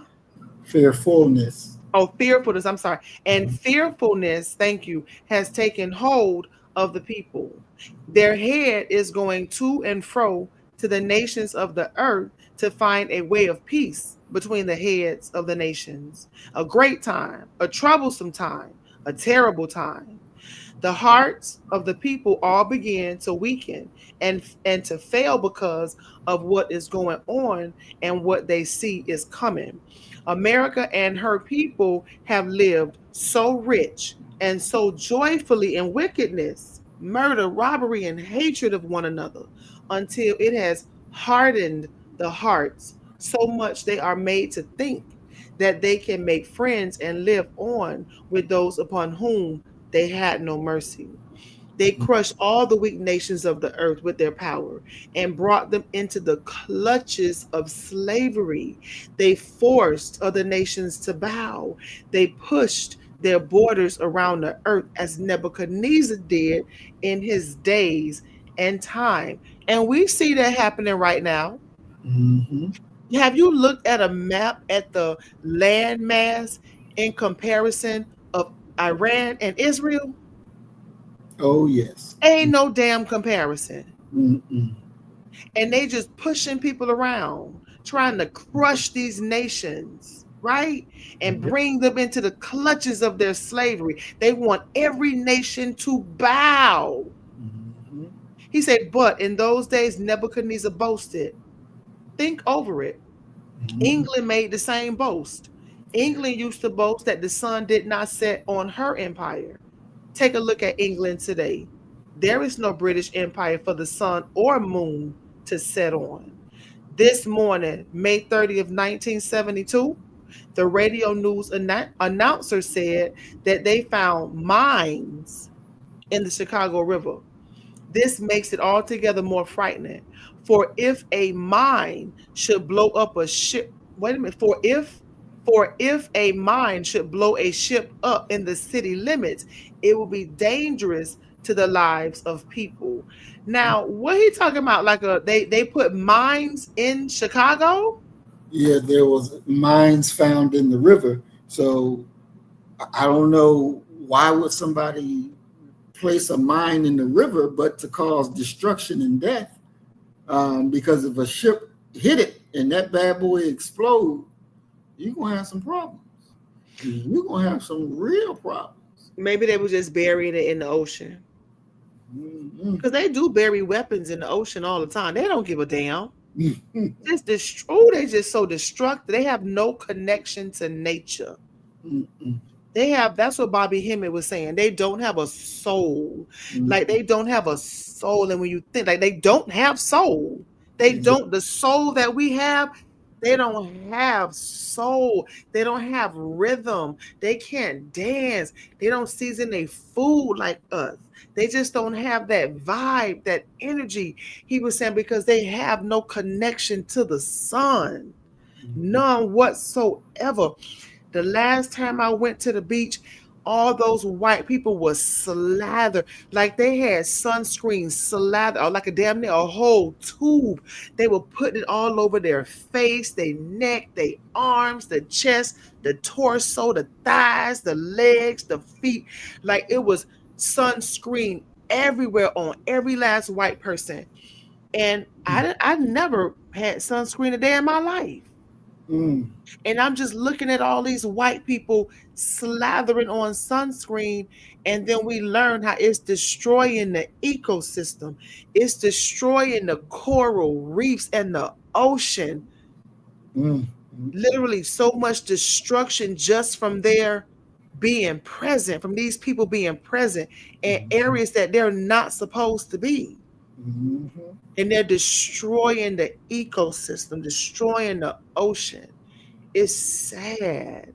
Very, It's sad. very sad. Mm-hmm. And they do put bombs and weapons and all kind of shit in the ocean because where else is it gonna go? Mm-hmm. He said, and just think and just think over this. The Chicago River runs through the downtown section of Chicago, Illinois. No one wants to frighten the people more, but the frightening of the people sometimes does good. The great days, the terrible days. People are just being shot down on the streets, right in their homes, or while walking the streets. They are blown down as though their lives are nothing. The great days, the terrible days. And that's our, we finished our reading early. Mm. Wow. Yeah. The great days, the terrible days, that is definitely where we are. Uh, it's definitely where we are. And to wonder what people will do, when they are afraid, what are they going to do? And I guess we shall see, because they're here now. They're here. Brother Roy said they're still pushing it on some local radio stations. So, Pushing what, the vaccine? Yep, yep. There's a they are. I still hear about it, and it's very concerning that they're still trying to push people to get it. But and they already came out report saying that it was with some information about how ineffective it was. And you got people that still getting COVID right now today, getting really, really, really sick. I think is their immune system breaking down. I think these people's immune system have been compromised to the extent that they just have no protection. Those people that got it, Right. I don't think they have any more well, not no immune system, because without it they really would have been dead, but I think it has weakened their immune system considerably, but it's really nothing you could do about it, because when the movie the video that I wanted to tell you about is called Died Suddenly, Mm-hmm. where you have a lot of mortuaries, those people who work in the morgue, Mm-hmm. their responsibility to prepare the dead bodies. The movie is called Died Suddenly. It's not easy to get that movie, but if you can get it, watch it. Okay. And they talk about the blood clots that they're finding inside of these bodies. They never saw it before, and they were communicating with each other to try to figure out, what it was, and they narrowed it down to the jab. And Mm. they say that it may be even in the water, because they did some research and they found that when they would know when a COVID attack would be coming to a certain area, because they say it was in the water. Mm. So we got to be get the book, The Real Anthony Fauci, and watch Died Suddenly. It will definitely open your eyes to how what they do Right. to come against us. And so before we go, there's a video by Bernie Sanders. It's only 6 minutes, since we have a little bit of time, and it's Mm-hmm. about this war. It was very interesting to me. If you would like to play it, since we have a few minutes, and then give some commentary, that's fine, and then we can close out. Okay. Do you already have it pulled up? Mm-hmm. Okay. Go ahead. Okay. Let me go back and share my screen. All right. Okay, tell me when you see it. Okay. I see it. Okay. So this the title Trump. It says, "Don't bring." I'm sorry, Trump. Don't drag the U.S. into Netanyahu's war with Iran. This is from Senator Bernie Sanders. Thank you very much for joining me. In the year 2025, one might have hoped that the global community would be working together to address the existential threat of climate change, working to prevent future pandemics, working to address the massive levels of income and wealth inequality that exist, working to improve the standard of living of struggling people all over the world.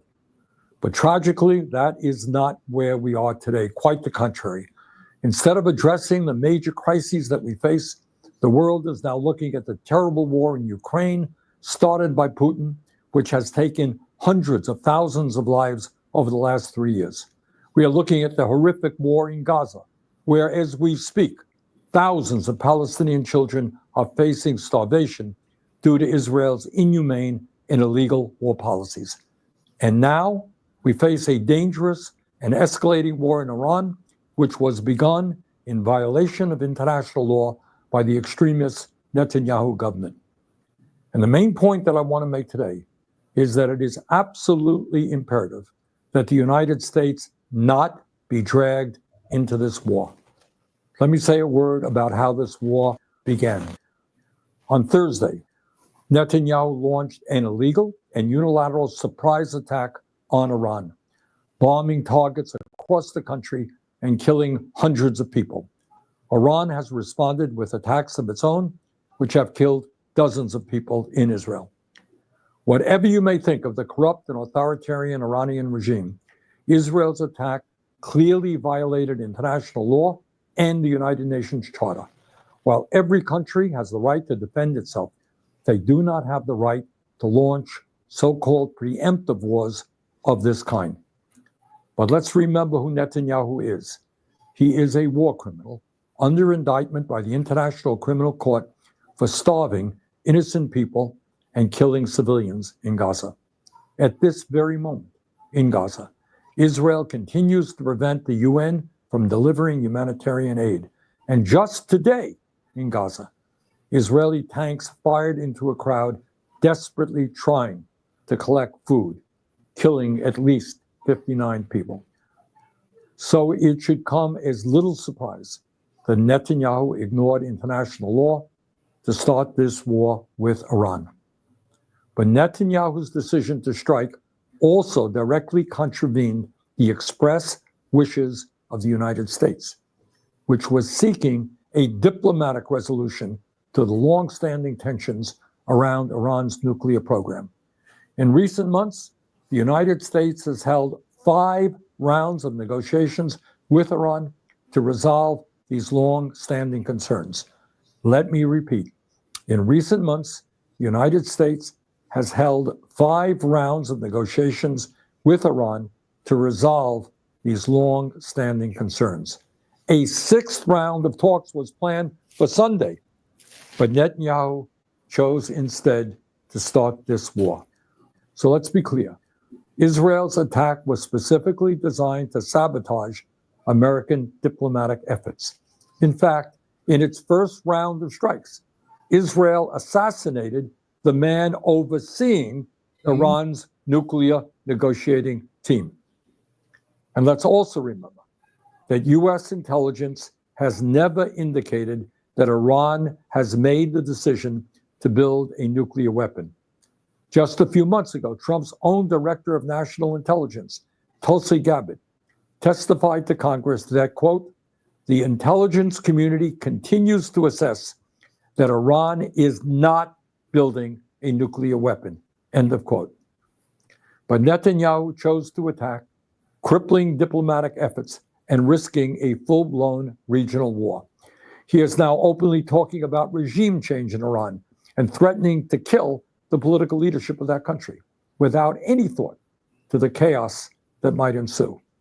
Let's also not forget that the current Islamic regime in Iran is itself the product of a Western-backed coup in 1953 that overthrew the democratically elected government of Iran and replaced it with a corrupt autocrat. The critical question now is whether the United States will get dragged into Netanyahu's war. In my view, that would be a disaster. The United States must not be involved with another Netanyahu war, not militarily or financially. The United States Constitution is crystal clear. There can be no offensive use of military force against Iran or any other country without an explicit authorization from Congress. No such authorization exists, and any U.S. involvement would therefore be illegal. The United States has already provided hundreds of billions of dollars to Israel over the last many decades. Last year alone, U.S. taxpayers provided more than $22 billion in military aid to Israel. Meanwhile, while providing massive aid to Israel, we have Americans sleeping out on the street, unable to afford health care or other basic necessities. Enough is enough. President Trump ran as a supposed peace candidate. In his inaugural address, he said, and I quote, "My proudest legacy will be that of a peacemaker and unifier. That's what I want to be, a peacemaker and a unifier," end quote. Very fine words. Trump should remember them today. Supporting Netanyahu's war against Iran would be a catastrophic mistake. Instead of going to war, Trump must work with the international community to rein in Netanyahu and urgently push for a diplomatic solution. Netanyahu's illegal attack has made the world a more dangerous place. The United States must not be a part of this war. Thank you very much. You know, everything that Bernie said was definitely the truth. You know, and I'm working on for Sunday a program where we're going to do a deep dive into this whole Iran and Israel issue. But everything he said is 1,000% truthful. And if America continues to let its quote unquote best friend, Israel, lead America as the way that it's doing, you're going to reach the doom very, very fast. So what our people should be doing in this time is we should be making sure that we enforce to our people that this is not our war. This ain't got nothing to do with us, and we need to stay out of it. Let white folks fight white folks. This they shit. Let them kill each other, and that just make it a whole lot better for us. America will win no more wars. This is the actual fact. She's not going to win any more wars. After Vietnam, after that failure, that was it. You know, only thing that, you know, quote unquote, you want to call a win when Ronald Reagan invaded Grenada, you know, or when George Bush invaded Panama. You know, people who ain't got no fucking army that can't fucking fight back, you know. And this is what we have to understand. This their war. This them fighting each other. We ain't got nothing to do with it. And we have to be able to see the lessons in each, because there's a lesson for us in this thing, for sure. If we can look at the Muslim world over there, and it's that they're the majority. They are the majority over there. But little Israel can run and do whatever the hell they want, commit genocide before the face of everybody in the world, and nothing happens. Nothing happens. Nobody does anything of significance to stop it. No, they don't. Saudi Arabia ain't do shit to stop it. They get on TV and talk words, but it means nothing. It means nothing. And so because they're so disunited, this is what's going to send them, you know, straight to hell, because they're disunited. The Saudis don't like the Iranians. The Iranians and the Iraqis, they fought an 8-year war back and forth, and neither party won. But they fought for 8 years, killing each other. Killing each other. For what? For the pleasure of America. For the pleasure of America. America hands are very dirty, just like America hands are dirty when he's talking about our affairs, when it comes between us. And they use their money and their influence and whisper to black people's ear, oh, you should hate Farrakhan, or you should hate this group, or you shouldn't work with them. It's the same shit that they tell you. It's the same shit that happens right here amongst us. So they don't change their tactics. They don't change it. They keep it going because they want to win. And so there's a great lesson for us to learn. And inshallah on Sunday. Uh, and I put this thing together. It'll be a great program that we can come out and look at and listen and see what we must do in this hour. Because this is not an hour for us to go to sleep. Because even though the FBI and the ICE boys are getting the illegals, getting the illegal immigrants, don't you think that we not on that radar? Don't you think that there's no plan to try to deal with us? Because it is. And so we have to be looking, when I'm looking at these protests and what police do, I'm looking at how they handle things, right? I'm looking at the formations that they're in. I'm looking at the rooftops. I'm looking at all these things because you have to take in consideration where people are and how do you get the best advantage, because they're going to come. And when they come, we know our neighborhoods, our communities better than they. So that means we have to be talking with our neighbors. We have to be doing strategy sessions. You have to be able to get to your roof because you got to be able to hold ground. And it's easier to do it from above than it is doing it on the ground. So there's a lot of lessons that we have to learn and we have to take serious, because blood will be flowing in the streets of America.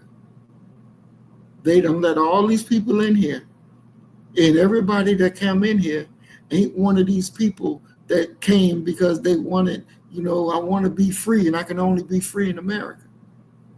I don't understand that. And sis, if you can touch on that, because I wanted to ask you when you talked about the Jamaican, and he wanted to, come to America to have a life and even join the military or whatever. Why he think he can't have a good life in Jamaica and he has to come to America? Why does he think that? They have a big problem over there. It's just a lot going on in Jamaica, and I thank you for asking me that, because I did forget to mention that. Like, I was thinking about buying a property over there, so when I retire, Mm-hmm. I could just go back and forth and not just necessarily retire, but just and like when, because I have a lot of Jamaican friends, and hotels are very expensive. And you could get something very small, and when you go, like a little vacation home, so instead of getting a hotel, just I was going to buy a little piece of property, whatever, and just you know when I go chill out over there and allow some of my friends and family to use it when they go. And my friend girl is dating a police officer, and he made it clear, you're going to die. He Mm. said they're going to kill you. And I don't know if you or your listening audience is aware of this, but there are some Jamaicans who came to America and they worked very hard, and they built a home in Jamaica. And when they went back to Jamaica to retire, they were murdered, Mm. because you have a lot of people in Jamaica that don't work. You have a lot of people in Jamaica that's looking for a better job. That's why so many people come to America. What's the motto they always say?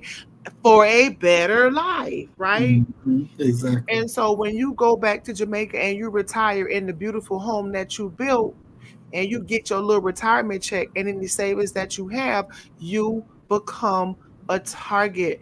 I was just listening to some commentary from some Jamaicans that live in America, and they're in government, small local governments, and they also have a radio program, and they say they're never going back. Literally, they are never going back to Jamaica because they fear being shot and killed. So, I mean, just the condition of the island, you have to go to see it for yourself. It's not the Jamaica that I envisioned. When I got there, I was extremely disgusted with what I saw. It's bad over there. I mean, it's a diamond in the rough. Jamaica is a beautiful place. The landscape is lush, lush green, like everywhere. The waterfalls, the rivers, it's the ocean. It's beautiful. but it's a lot of poverty. Like people build houses and they have a little tin roof. It's falling apart. It's full of rust. You see a lot of houses where people were building a second story and they never finished. The roads unfinished, the potholes. Like it's just he wants to come to America and enjoy a better life, literally. Mm. You know, but I changed my mind quick because I worked too hard to go and want to um enjoy my retirement only to be a target. Right. And I'm kind of disappointed in my friend girl because she was like, girl, that's gonna be so nice, and girl, I can't wait. But it took her boyfriend to tell me, wait a minute, you might want to rethink that because you may get killed. Mm. And not because you're an American, simply just because you live in here and they think you got money. Mm. And then I started, listening to Jamaican radio stations, and it was confirmed through a program they were having that night. And I was like, look at God, look at God's protection over my life. Exactly. That's God's protection over my life. Mm. So yeah, you have to go. I mean, I could say the same thing over and over about the condition of the island, but you literally have to go there to see it for yourself. They have a lot to. Oh, they just have a they have a long way to go, and they Mm. bring it in the Chinese to work. But why would you bring in the Chinese to build when you got Jamaicans who need a job? Mm. Mm. Why would you bring in Jamaicans to build a national highway? And you got all these Jamaicans that could have been doing that and fixing some of them goddamn potholes that's on every road all over the island. Mm. It's bad. It's not the worst I've seen, but I wouldn't want to live there every day. I would not want to live in Jamaica. I would not. It's good to visit. And most my Jamaican friends, they love to visit, but they be ready to come home just like me. Oh, wow. My friend who build houses, he stayed with his mom for one day just to be nice and get his ass and go over to his brother's house because they build houses, and Mm. they build houses really, really nicely. His brother has everything that, like everything that we have here, his brother put in the houses over there. And Mm. so, my friend will stay there, but he will not stay anywhere else because it's so uncomfortable. It's uncomfortable. Mm. Mm. You Mm. got to get used to sleeping in heat. Damn near 95-degree heat. You got to get used to that. That shit ain't easy. Wow. Now, is it still, or does it send money to Britain? Is they still part of the Britain government or something? Not sure. I know they have their independence, Mm-hmm. but that I don't know. That I don't know. Mm. Even the prime minister's house looks a hot ass mess. And Wow. you would think by him being the prime minister of the island, his that the presidential residence would look nice because Exactly. it represents the nation, right? Right. When I saw that goddamn house, I just shook my head. Mm. I just shook my fucking head. I was like, that's where y'all prime minister live right there? Mm. I Mm. said it all. If you don't have no pride for the presidential house, you ain't got no goddamn pride for your nation or your people Exactly. to be living like with all of Wow. love Jamaica, love Jamaican people, but I nah, I'll find another retirement spot. Mm. Mm. Mm. Can't do it. Wow. That's crazy. Yeah. Mm. So the other islands of the Caribbean, are they pretty much the same, or no, they're better off? A lot of them, a lot of those black nations are struggling. Mm. We struggling all over the world. Wow. We struggle. That's why you think they come here. If people are not struggling and they living a good life, why would they want to come to America and say they come for a better life? Right. Think about it. They're coming to America. They say for a better life. That means the one you left is got its problems. Mm-hmm. Mm-hmm. Decent housing. Even in Haiti, you have to pay for education. You got Haitian children that come to America 15, 16 years old, never been in school. 16 years old and never been. Yeah. Oh my God. You got Haitians that come to this country, they've never been to school in Haiti because you have to pay for school. It's not free. Mm. So all these people, and not just the Caribbean, people all over the world coming to America for a better life. They come here and get free education as soon as they put their feet on the United States soil. Of course, a lot of the paperwork is fraudulent. They have an underground network where you can get all type of fake documentation. Mm. Free education, get a job, get a place to live. So I'm just sick of it all. I'm just sick of it all. I'm just sick of seeing these people come here. I wish they just go y'all ass back home. God damn. We can't take everybody. No. We can't take everybody. Wow. You know, I wonder how many Ukrainians we got running around this bad boy. And I'm quite sure we got some of them here too. And just keeping it low level. So do you think these sleeper cells gonna activate? Oh yeah, at some point I believe it will. I guarantee you, we have Super Bowl and nothing happens this year. That kills me how we have all these different big televised events and it goes off smoothly and nothing ever happens. So we in this war, they're threatening attacks, and I guarantee you we still have Super Bowl this year. Most definitely.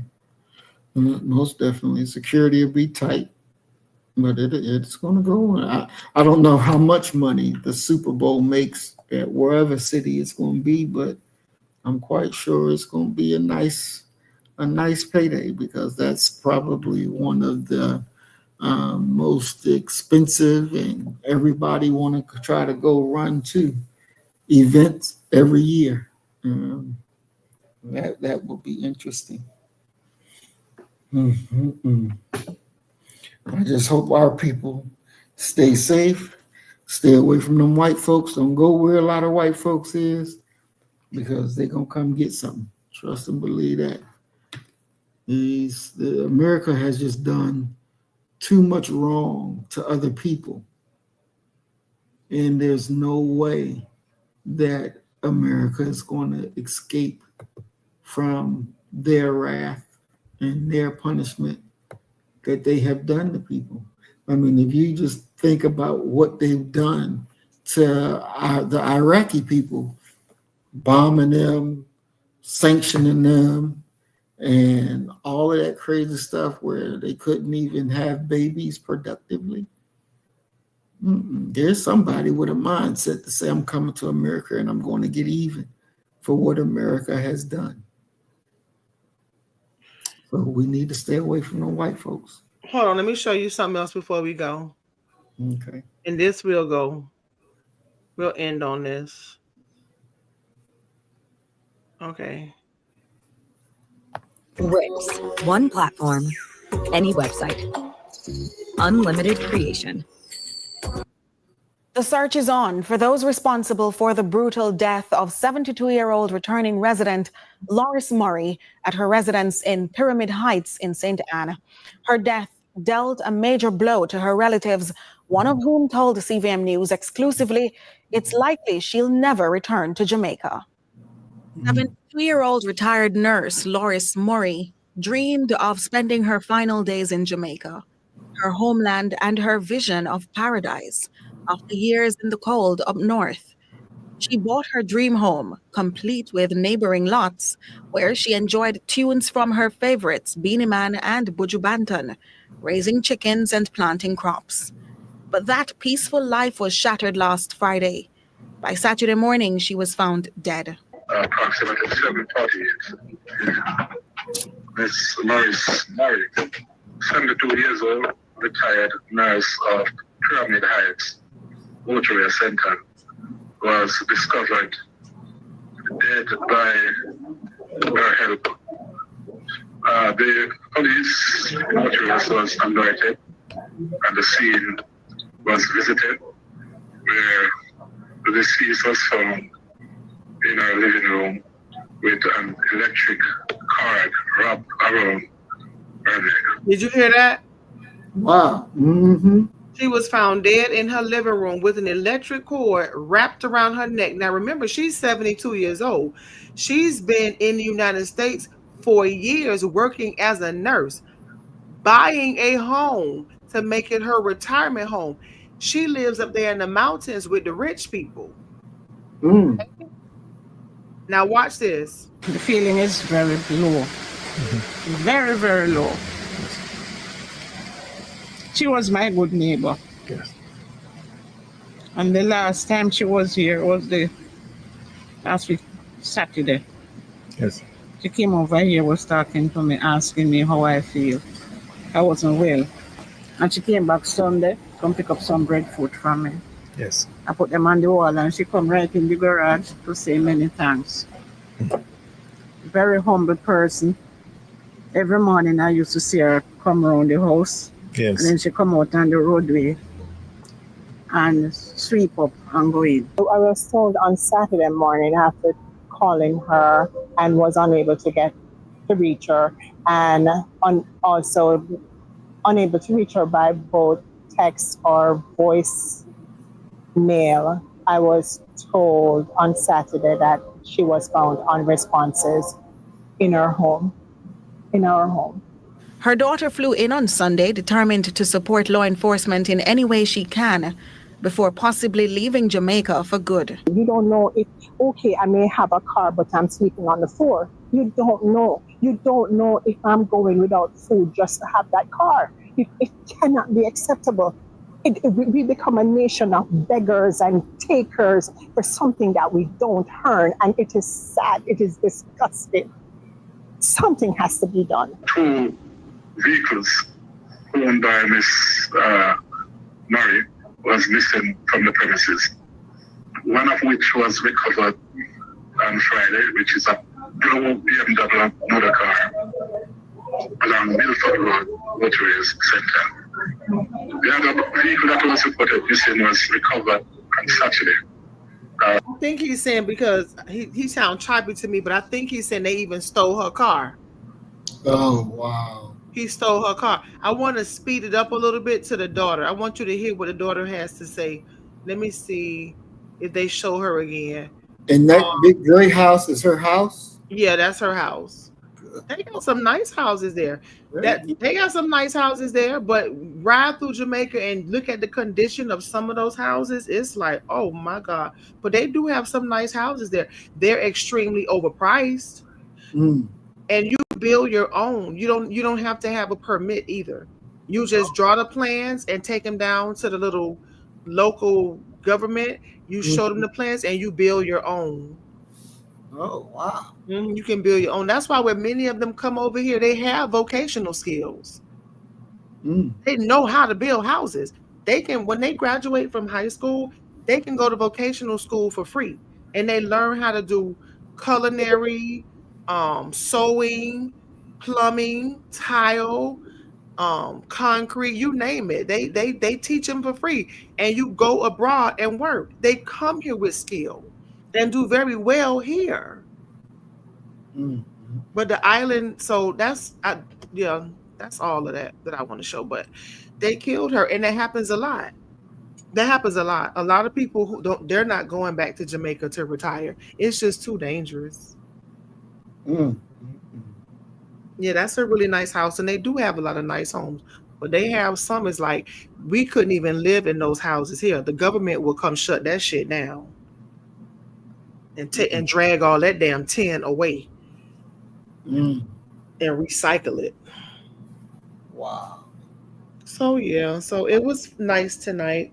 Thank you to all who stopped by to study with us. We do appreciate you. We'll be here next week, same on Tuesday, same day, same time, to Yes. do further chapters with you all. Exactly. Oh boy, oh boy, oh boy. I want to thank Brother Roy for coming out. I want to thank Emerald Modesty for coming out. Who else? N. Martin for coming out. And again, as Mayat said, we thank you. We love you all for showing your support. We ask everybody to drop a like and please share the videos. Share the videos. So as we always say, you kill the nigger in you, I'm going to kill the nigger in me, and our God will reign supreme. We are Black First, today, tomorrow, and forever. Love you, family. Peace and blessings. Assalamu alaikum. Shalom.